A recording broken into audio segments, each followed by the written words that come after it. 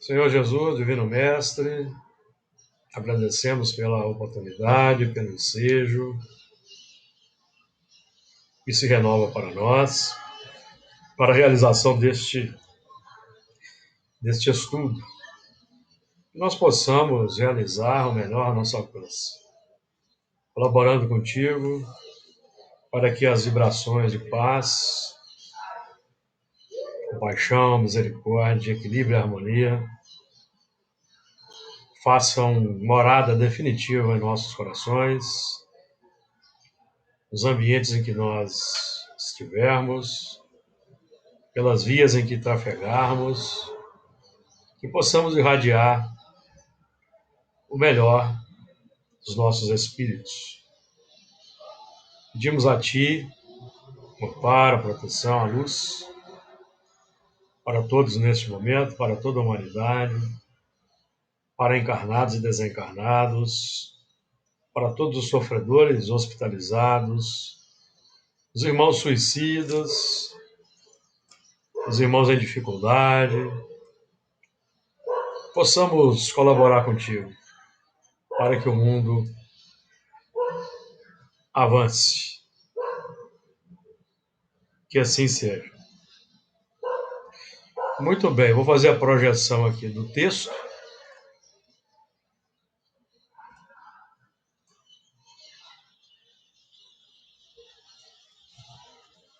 Estudo de Gênesis, capítulo 7. Nós já abordamos o versículo 1º. Então, hoje nós vamos trabalhar a partir do versículo 2. Então vamos ler aqui. Depois disse o Senhor a Noé: entra tu e toda a tua casa na arca, porque te hei visto justo diante de mim nesta geração. De todo animal limpo tomarás para ti 7 e 7, macho e sua fêmea. Mas dos animais que não são limpos, 2, o macho e sua fêmea. Também das aves do céu, 7 e 7, macho e fêmea, para se conservar em vida a semente sobre a face de toda a terra.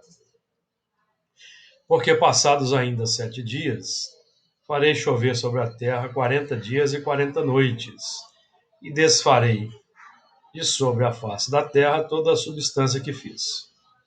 E fez Noé conforme a tudo que o Senhor lhe ordenara. E era Noé da idade de 600 anos, quando o dilúvio das águas veio sobre a terra. Muito bem. O versículo 2, então,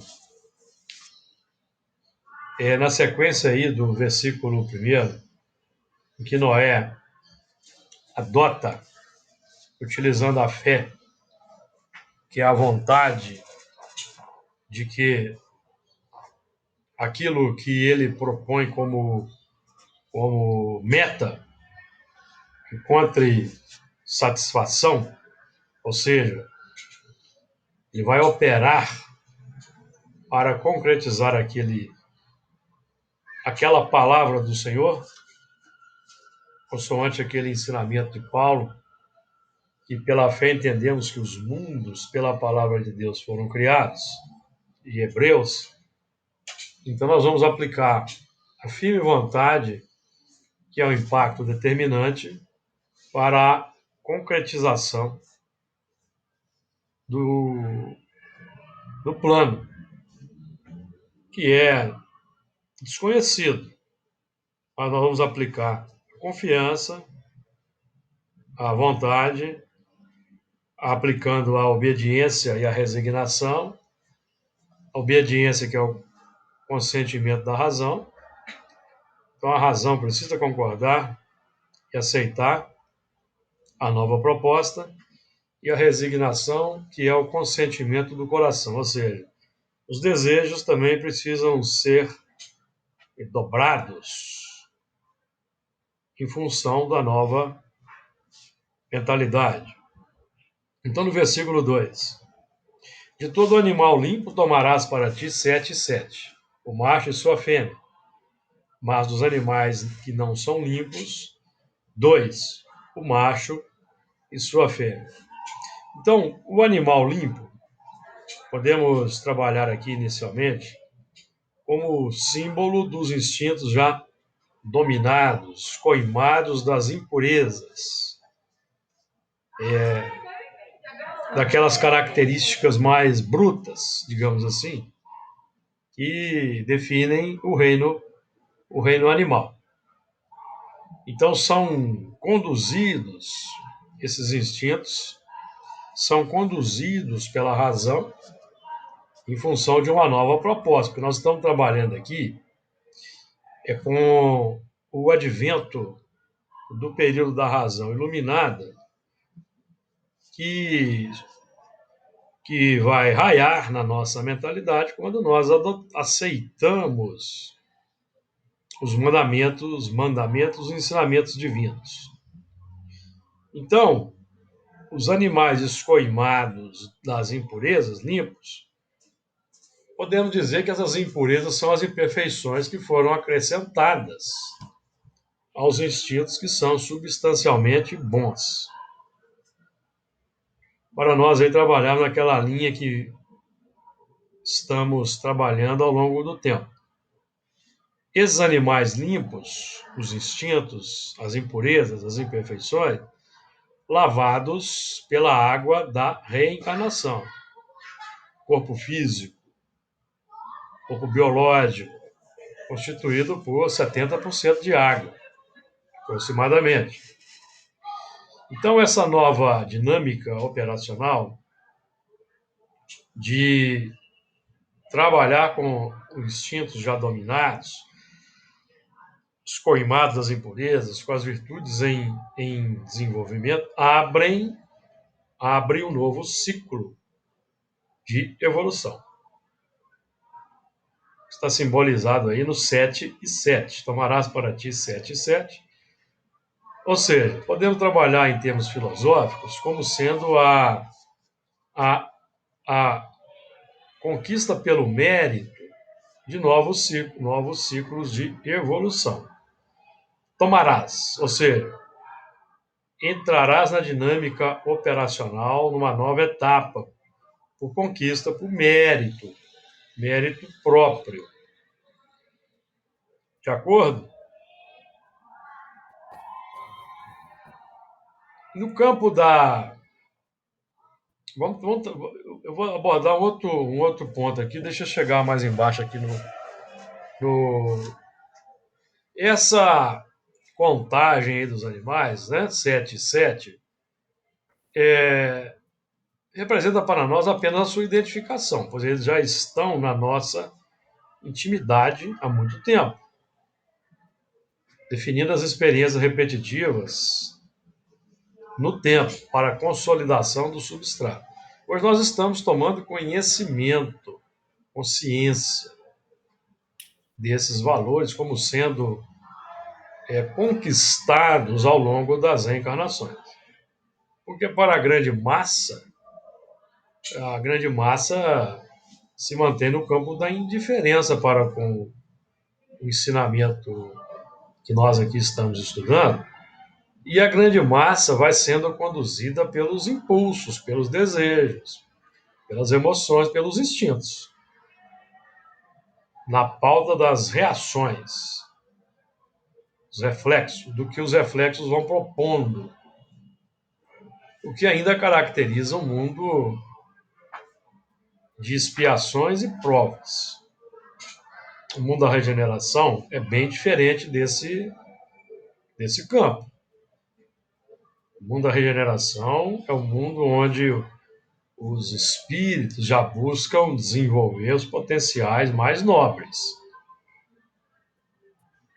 de forma consciente.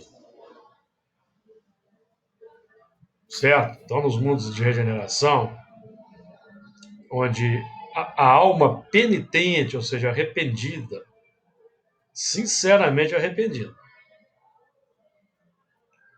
e, obviamente, com não mais um extenso caudal de complicações do passado a serem saneadas.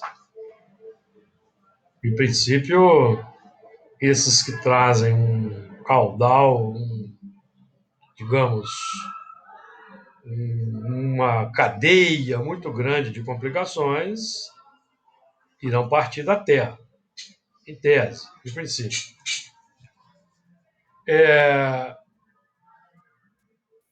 Esse 7 e 7, então, definindo aí, pela própria contagem, que nós vamos fazendo a aferição. Nós vamos fazendo o controle, tomando conhecimento do assunto. Então, tomarás para ti 7 e 7, então vão sendo, define também, gradações e aspectos a serem ampliados e engrandecidos. O que é lógico, porque a evolução é infinita. A evolução não, para nós, a evolução não acaba nunca, certo? Infinitamente justo e bom, onisciente, onipotente, só Deus. Como nós existimos a partir de um dado momento da nossa criação, nós temos um infinito de assuntos, de temas, de aspectos a aprender. Infinito. Então a evolução é incessante. O engrandecimento espiritual é infinito. Então, 7 e 7 é uma sucessão de ciclos. Obviamente que a partir do momento em que o espírito se regenera, que ele se purifica, são ciclos extraordinários de progresso. Inconcebíveis para nós ainda. Inimagináveis.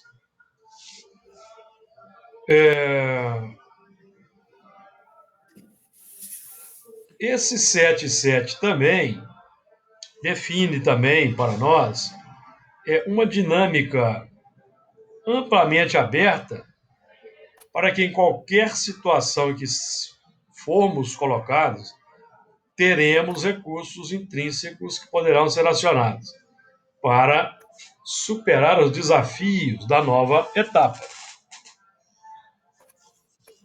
De acordo?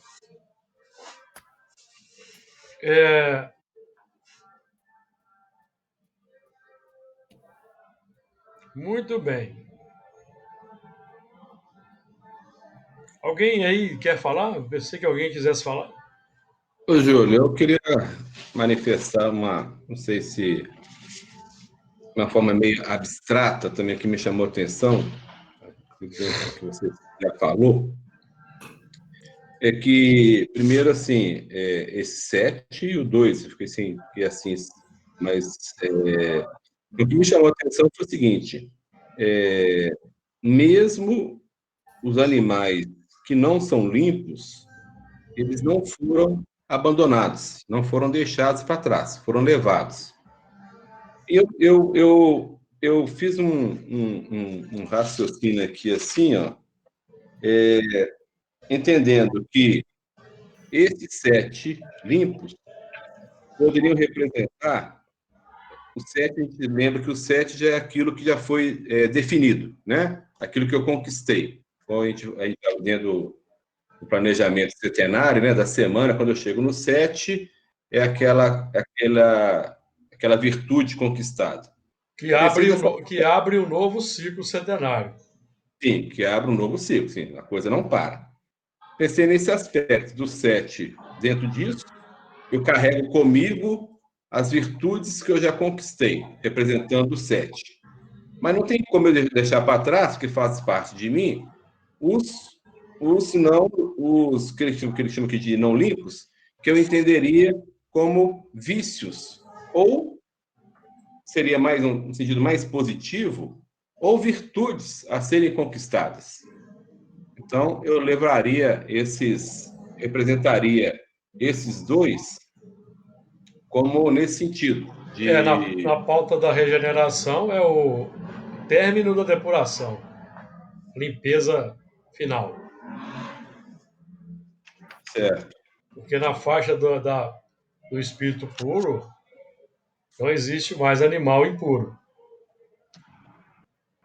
sim, não, lá na frente sim, Eu estou pensando ainda aqui atrás. No mundo ditoso, na regeneração, que, que já é o mundo ditoso, segundo Santo Agostinho, então, já por definição, nós já vamos estar purificados. Uhum. Então, em tese, na regeneração, no início da regeneração, pode até ser que sim, mas do final da regeneração, início do mundo ditoso, nessa didática do Santo Agostinho, então viciações não mais haverão. Não haverá mais viciações. Não se concebe, por exemplo, no mundo de regeneração e ditoso, a presença de tráfico de drogas, ou prostituição, ou alcoolismo, tabagismo.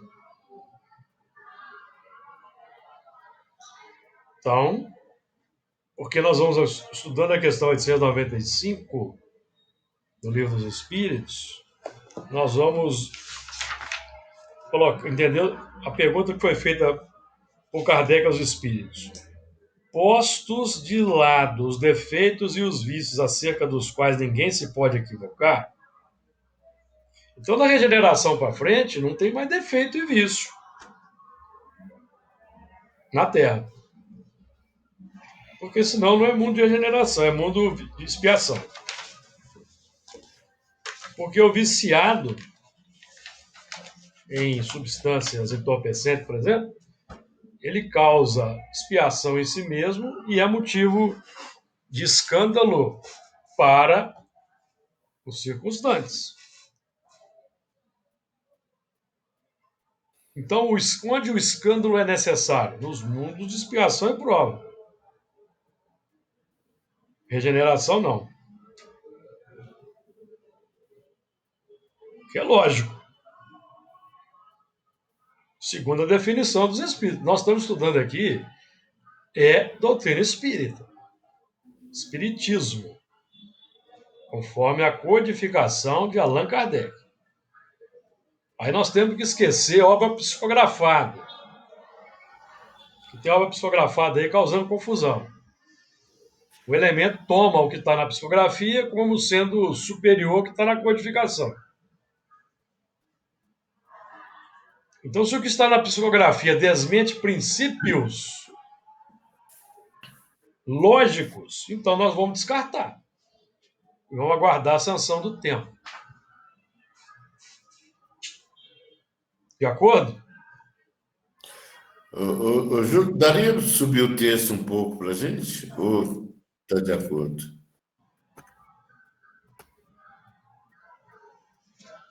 Então, nesse sentido, né? O assunto, nós aqui pretendemos estudar Espiritismo na sua fundamentação. Fundamentação, porque a fundamentação espírita vem sendo substituída por concepções pessoais, até de espíritos. Entre aspas.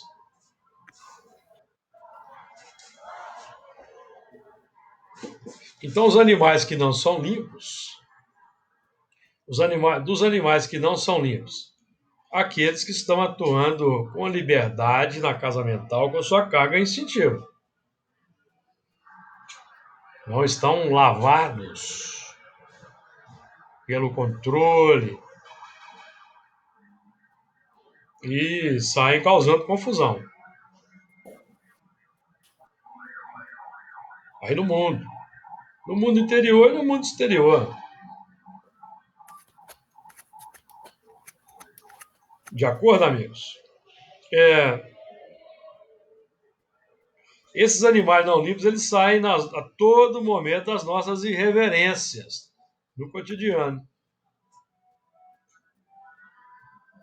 Nas irritações, nas melindres, nas vaidades. Aqui eu falo em tese, né? Porque melindre e vaidade são imperfeições que não ocorrem no movimento espírita. Então eu falo como teoria. Certo, Fernando? Certo. Ô, Júlio, Diga. dentro do que está falando aqui, ele não fala assim, tal animal é limpo e tal não é limpo. Ele identifica, né, o texto. Então, isso é uma coisa individual. Uma coisa individual, é a questão de consciência, Consciência de cada um. é, mas vai chegar tomarás para si sete, sete. Vai chegar um tempo do ciclo de evolução em que essa ignorância voluntária não terá mais espaço na Terra, não. Porque tem elementos que se acomodam na ignorância. Nós temos a ignorância acalentada, voluntária, de quem não quer assumir responsabilidades. E nós temos lidado com espíritos assim que aportam na reunião mediúnica. Então, infelizmente, não existe esse movimento de fuga da consciência, da responsabilidade. Porque é mais fácil você viver seguindo os desejos. Os desejos vão emergindo, você vai atendendo os desejos. Não importa as consequências. Porque disse por aí que o importante é ser feliz. Então nós vamos nos deixar levar sem castração. Aí depois nós vamos assumir as consequências das escolhas lamentáveis. Os animais que não são limpos, por exemplo, os judeus não comiam carne de porco. O porco simboliza o elemento que tem conhecimento, mas que prefere viver na pauta das paixões. Não se pode dar coisas santas aos porcos, pérolas aos porcos e coisas santas aos cães. Os porcos vão comer as pérolas e os cães não vão entender. Então o porco simboliza o elemento que tem conhecimento, mas ele quer viver simbolicamente na lama, que é na condição de inferioridade moral, da promiscuidade moral, digamos assim. E os cães são aqueles que simbolizam os espíritos novos, a evolução, que estão subindo. Então aí nós vamos lembrar da mulher cananita, que vinha gritando atrás de Jesus. E Jesus ignorava aquela mulher gritando, e os apóstolos foram ficando irritados e pediram para Jesus para despedi-la, porque ela vinha gritando. Ela vinha gritando. Ela vinha gritando atrás deles. Aí Jesus então resolve se virar e conversar com a mulher e diz para ela assim: eu não vim senão para as ovelhas perdidas da casa de Israel. Mais ou menos isso. Aí o que aquela mulher diz para ele? Sim, Senhor, mas também os cães comem das migalhas que caem da mesa dos seus senhores. Definindo que ela tinha conhecimento. É um espírito novo, que era gentio. Gentio simboliza o espírito novo na evolução, o que está subindo, mas que ela já tinha condições de receber as migalhas daquilo que os judeus não queriam, aquele alimento que os judeus não queriam. Então, esse grupamento aí, nós estamos trabalhando aqui com o sentido interior dos animais, que os instintos, as emoções, as paixões, simbolizando aí as conquistas ao longo da evolução pelo reino animal. Mas esses animais, aí nós não estamos aqui fazendo nenhum juízo de valores e nem subqualificando quem quer que seja. Mas nós sabemos que o homem é, biologicamente, é o quê? Um animal racional, certo? Animal racional. Então, esses animais simbolizam o grande grupo heterogêneo da humanidade. Os limpos e os não limpos, ou seja, o grupo dos que estão buscando o melhoramento interior, praticar a bondade, o amor, e os que estão na pauta aí das submersos no mar das paixões. Então, nós que detemos o conhecimento que nós detemos, simbolicamente, amigos, estamos acolhendo todos esses irmãos na arca da nossa casa mental, no nosso coração, para ajudá-los. Esse é o símbolo de colocar na arca, na pauta da lei de solidariedade, que que está ancorada na lei de sociedade, porque os mais adiantados auxiliam os menos adiantados por meio do contato social.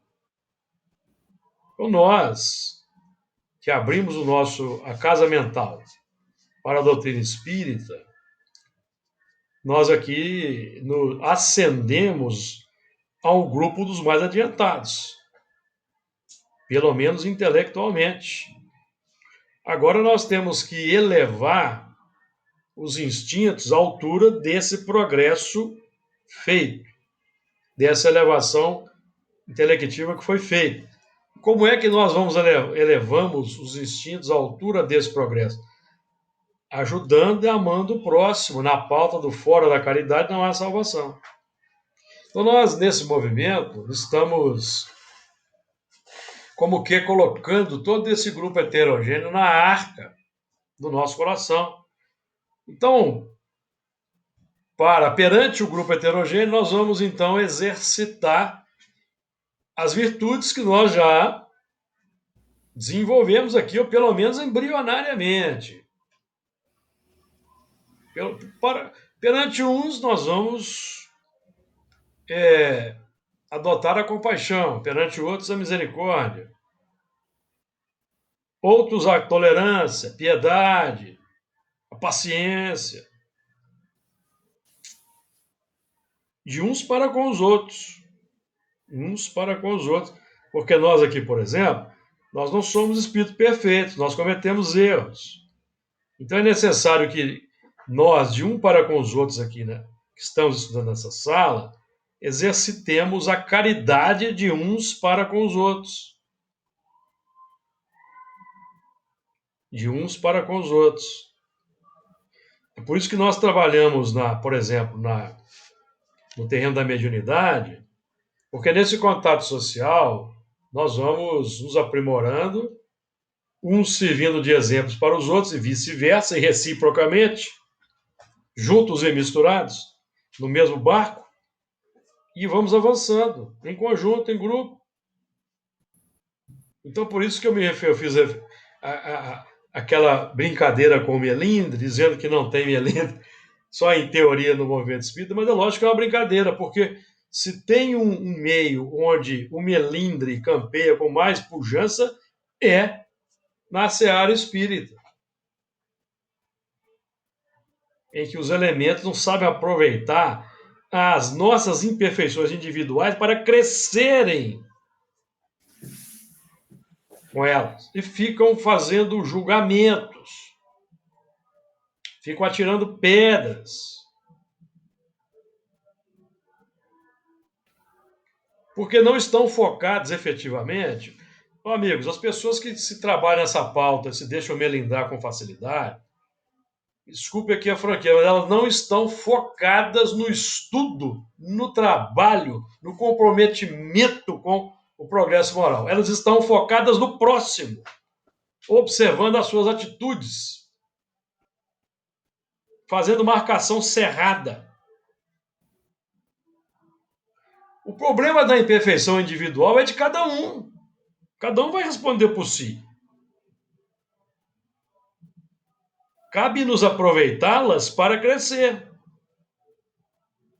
Então, esse assunto é muito importante. Nós estamos trabalhando aqui com esse tipo de sentimento, melindres, vaidades, presunções de superioridade. Tudo isso vai crescer na intimidade dos adeptos espíritas que não estão focados no estudo, no trabalho, na transformação moral. Eles estão fiscalizando o próximo, que é muito triste. Esperando aquele momento para tirar uma casquinha. Certo, amigos? Então, o nosso foco deve ser exatamente nesse campo aí da aprendizagem, da caridade, não é? Fora da caridade não há salvação. E o próprio espírita não aplica isso para com o espírita com o qual ele está, no contato social da casa espírita, ele está em atividade ali em conjunto, o que é muito triste. Muito triste. Por isso que nós vamos vendo aquelas formações, sabe? E sabe o que isso vai gerando? Formações de panelas, grupos fechadinhos, dissensões, cisâneas na casa espírita do movimento, pela falta de condições de um alto grau de integração. Definindo aí os desafios. Porque a casa espírita é uma arca. Se cada um de nós é uma arca individual, que vai disseminando no mundo uma ideia, um padrão, a casa espírita é uma arca mais ampliada, elaborada pelos espíritos superiores, que nós, pela reencarnação, vamos integrando, para que exatamente, meus amigos, nós ali dentro da casa espírita possamos superar as desavenças, os melindres, as inimizades veladas do passado. De acordo? Alguém quer fazer algum comentário?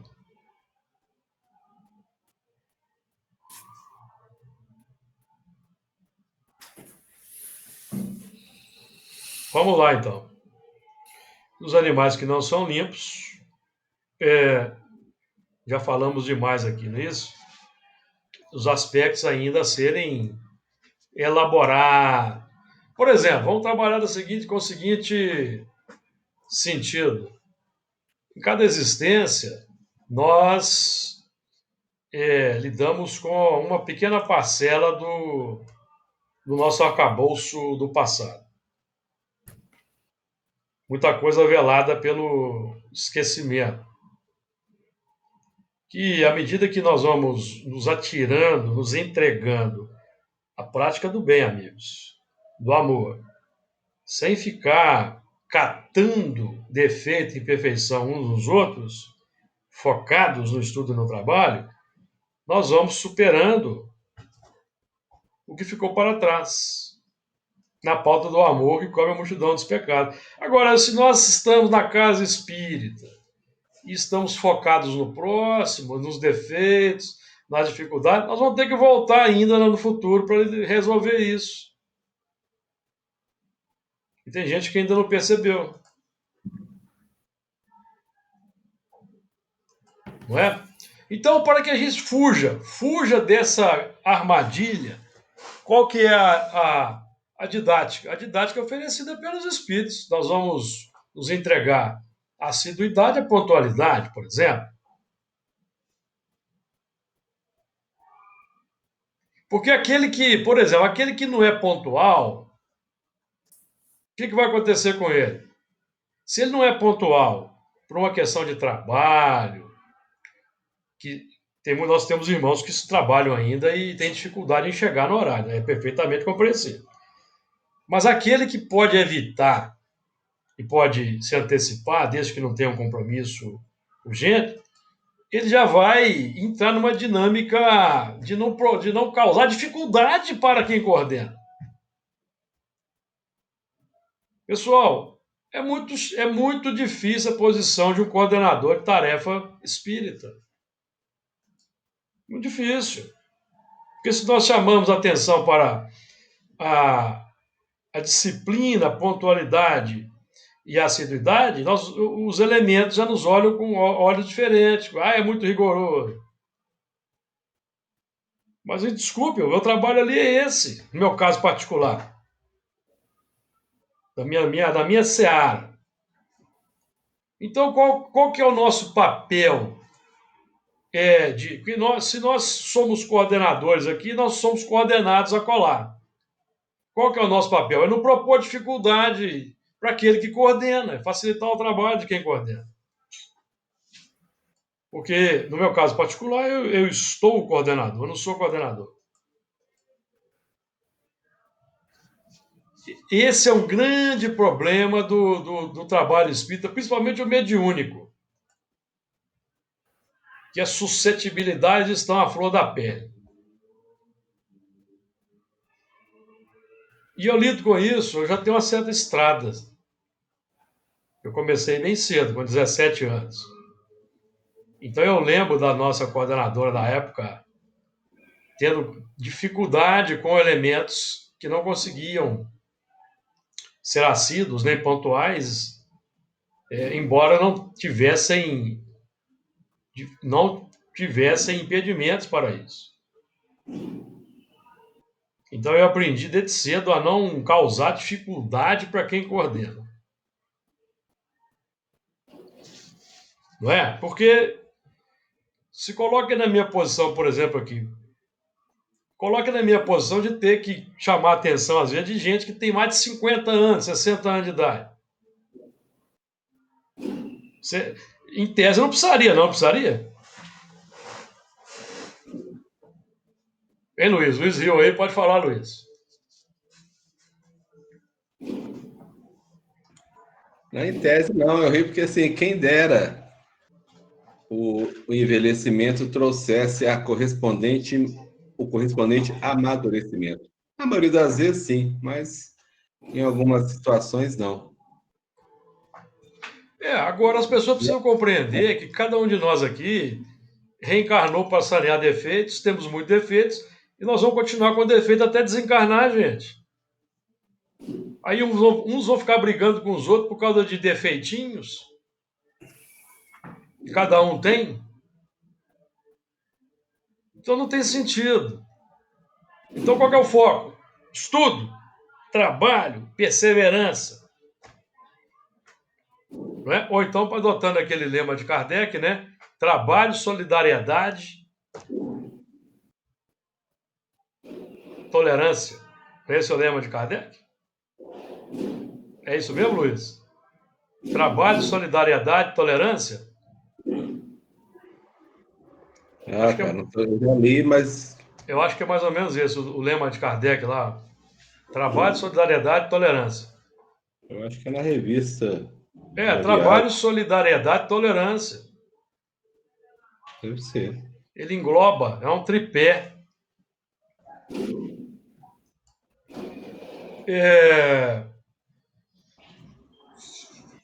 Então, a cada existência, nós vamos escoimando. Porque na regeneração, a alma penitente vai encontrar a calma e o repouso para acabar de se depurar. É o arremate.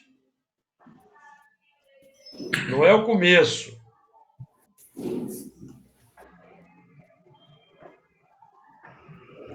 E pode anotar algo que eu vou dizer aqui. O elemento que fica brigando com o coordenador, com o presidente da casa, ele vai desencarnar e vai brigar lá com os do lado de lá, porque ele não combateu a má tendência.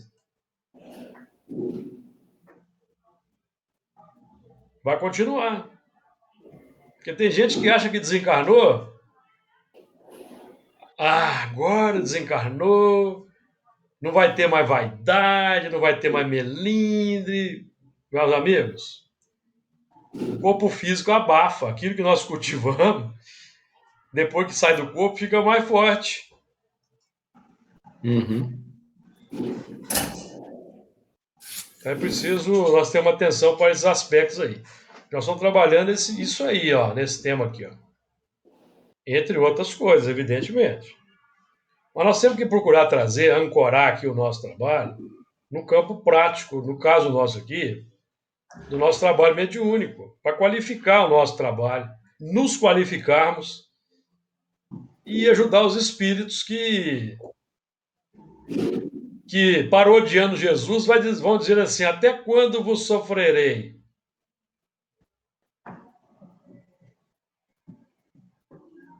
Certo? Então nós temos que procurar trabalhar visando isso, né? Não dificultar a vida do coordenador encarnado e tampouco a dos desencarnados. Os coordenadores desencarnados, eles se valem da pontualidade, da assiduidade, do estudo dos participantes como um base importante para que os trabalhos sejam nobres e dignos e sejam eficazes para serenar os corações desencarnados que estão em dificuldade, amigos. Não é?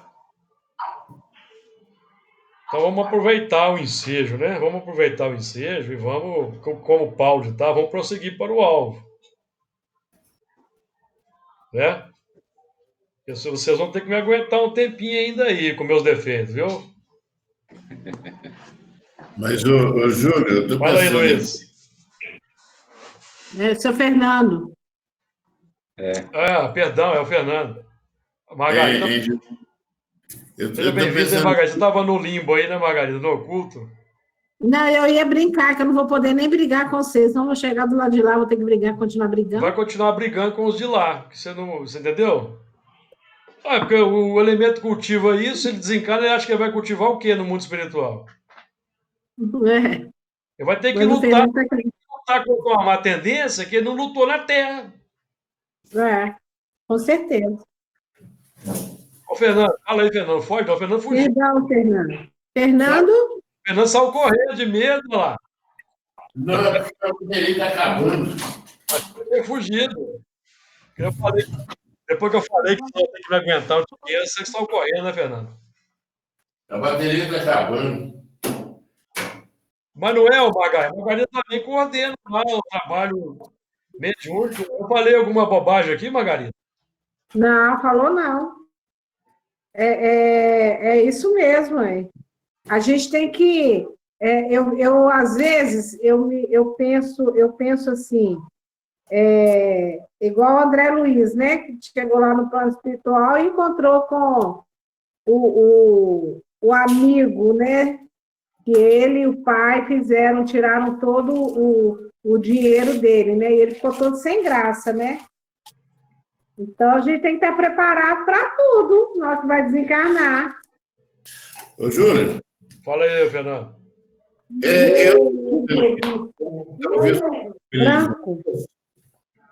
Eu estou colocando a assiduidade, a pontualidade, como um fator de facilitar para a espiritualidade amiga a nos ajudar.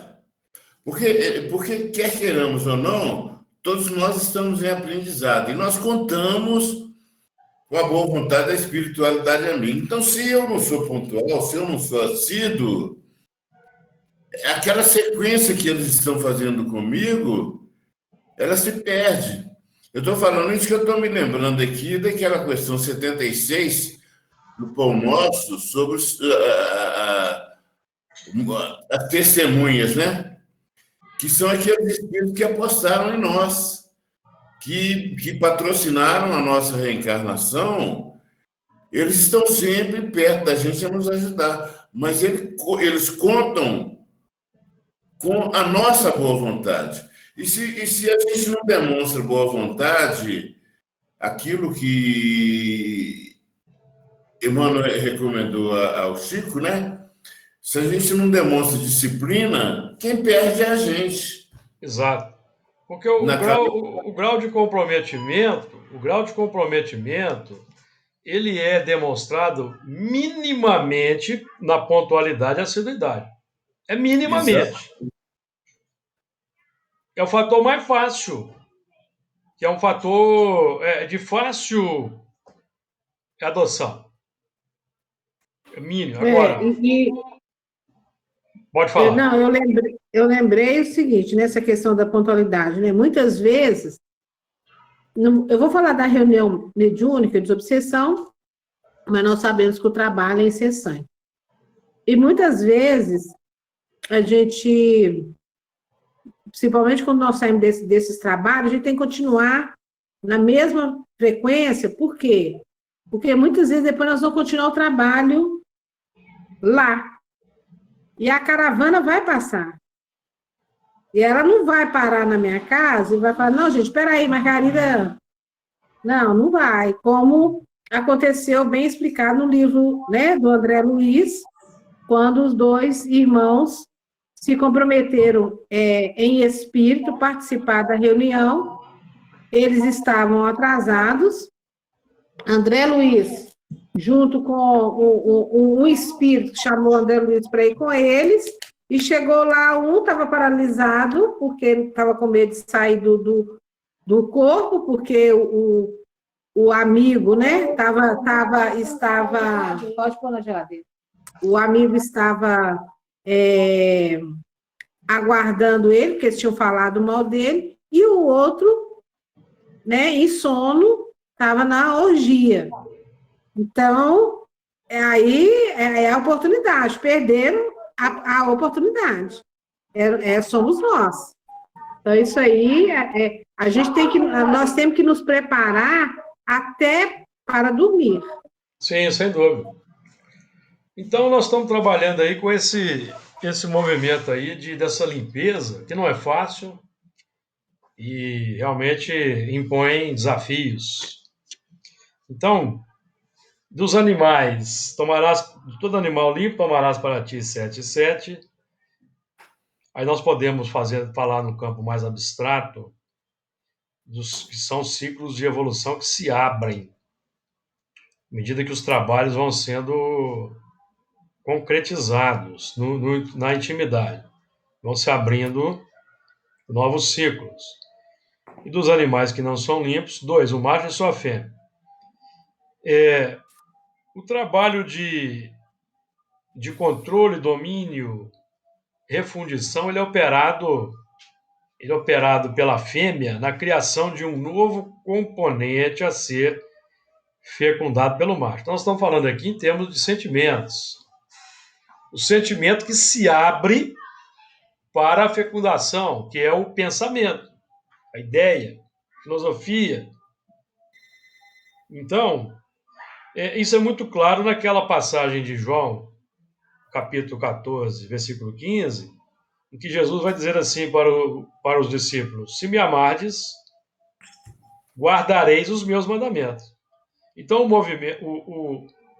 o trabalho de nos afeiçoarmos a Jesus, por exemplo, não a pessoa de Jesus, mas ao corpo doutrinário, filosófico que Jesus representa, é importante para a fecundação de uma nova vida que vai surgir a partir daí.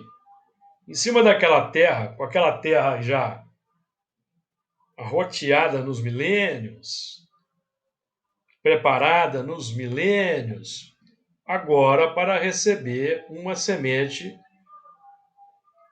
na pauta de um novo ciclo que vai se abrir, daquele desenvolvimento gradativo da razão. Nós estamos trabalhando com isso. Então, o macho e a fêmea como sendo a matriarca que vai gerar, que vai gestar, que vai nutrir, vai amamentar e depois vai parir. No caso aqui, é o novo homem. Então, à medida que os sentimentos vão purificando, nós vamos acolhendo ideias cada vez mais enobrecidas. E o contrário também ocorre. Cada vez que vamos nos deixando levar pelas paixões, nós vamos adotando ideias consentâneas com as paixões, amigos. Que é o mecanismo da mediunidade. Mecanismo da mediunidade. Tem um livro de André Luiz que trata disso. Sintonia, afinidade. Sintonia. Sintonia é o campo da sintonização com a ideia. Afinidade é o sentimento que abraça. Nós somos influenciados muito mais do que nós imaginamos pelos espíritos. Com base no quê? Na sintonia e na afinidade. Naquela equação, aquela matemática formidável que Emmanuel, de acordo com aquela matemática formidável que Emmanuel nos ensina, lá no capítulo 1 do Pensamento e Vida. A mente espelho da vida. Não é? O reflexo esboça a emotividade plasma a ideia que vai nascer do nosso coração, mas ela vai atrair espíritos que vibram naquela faixa daquela ideia, que vão incentivar aquela ideia, certo? É a dinâmica da própria mediunidade. A dinâmica da mediunidade é o mecanismo. Mecanismo da mediunidade, que é um fenômeno natural.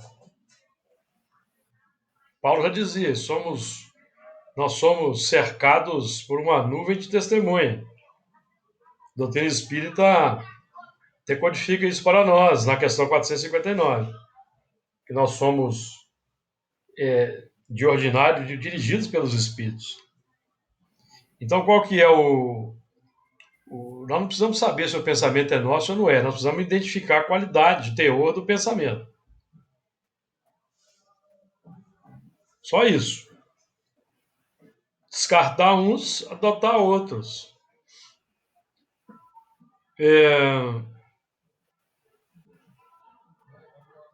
Então, esse é o processo criativo, conceptivo dos padrões internos. Os vários animais definem a ampla capacidade geradora e reprodutora de que somos dotados em função das circunstâncias que se apresentam. Porque as circunstâncias vão nos proporcionar a adoção dessa ou daquela qualidade específica para o caso. Então, nós vamos completando o desenvolvimento, vamos completando o progresso. Comentários aí, amigos? Para nós podermos passar para o versículo 3 inicial. Quer falar alguma coisa, Luiz? Não, estava olhando as horas. Nós estamos chegando aqui para completar o tempo de 1 hora, faltam só 6 minutos. Nós começamos um pouquinho atrasado. Então vamos lá. Versículo 3. Também das aves do céu, 7 e 7, macho e fêmea, para conservar em vida a semente sobre a face de toda a terra. As aves dos céus, elas já definem a capacidade de saída do terreno pelos voos para fazer o reconhecimento ou levantamento. É o símbolo da ave. A ave alça voo, lá de cima ela observa o terreno, observa onde pode haver um alimento, onde ela vai fazer o seu ninho, certo? As aves simbolizam os espíritos. Simbolizam os espíritos do texto bíblico. E os pensamentos. Porque os espíritos se vinculam pelos pensamentos, encarnados e encarnados, desencarnados e desencarnados, certo?